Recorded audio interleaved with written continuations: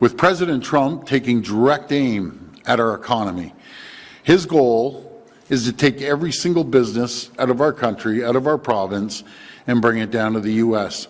But I'll tell you, I will fight like I've never fought before, and we're going to continue fighting against President Trump and his radical views. Do you know what's a problem with President Trump? And, you know, we're united. First of all, I've never seen this country more united, ever, in all my years of being in politics, and it's a great feeling, all provinces, territories, municipalities, and the federal government. But, you know, Prime Minister Carney's trying his best, but this guy will say something one day, and he'll wake up, and the cheese slips off the cracker, and then all of a sudden he goes the other way. And you're thinking, how do you deal with a guy like this? Are we hoping that we can get a deal with zero tariffs? Yes. But I always say how we can kick back, and it's not the American people, kick back at President Trump, is let's start onshoring everything, absolutely everything we possibly can. Like I-beams, those big steel I-beams. I didn't realize we don't make them here until found out during the trade deal. Or the rails that are beautiful, our cars are going to be made, sorry, the street cars are going to be made down the street. We don't make the rails, so we need to start making rails. And start making sure that we make those steel I-beams and aluminum cans. Now, aluminum cans are my favorite.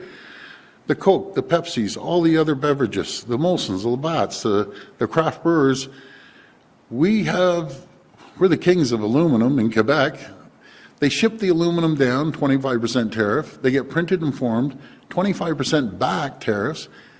So my question was, why aren't we making aluminum cans here? Now, we're going to be making aluminum cans. They're going to lose $1 billion worth of business in the U.S. And same with tin cans from DeFasco. Ship it down to the U.S. They get formed. I had a meeting with the big users of the tins.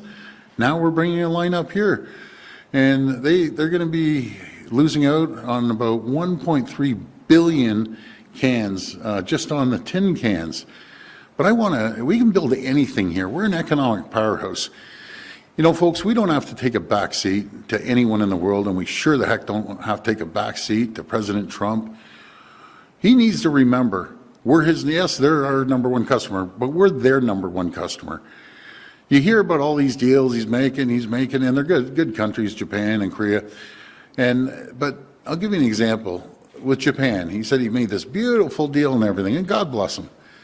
But they buy $79 billion worth of products, U.S., off of the U.S. Canada buys $359 billion U.S. off the folks south of the border. 9 million Americans wake up every single morning to produce a widget or a good just for Ontario alone. Those 9 million jobs are in jeopardy right now. We buy more products off the U.S. than Japan, Korea, China, the UK, and France combined. So I wouldn't roll over, and I've told the Prime Minister, do not roll over, hit that guy back as hard as we possibly can, and that's what we need to do. And we can do it. We can build anything here in Canada, absolutely anything. So we're going to win this thing. You know, one way or another, we aren't going to go down and we aren't going to roll over. We'll keep fighting every single day. So thank you for getting me ramped up like this.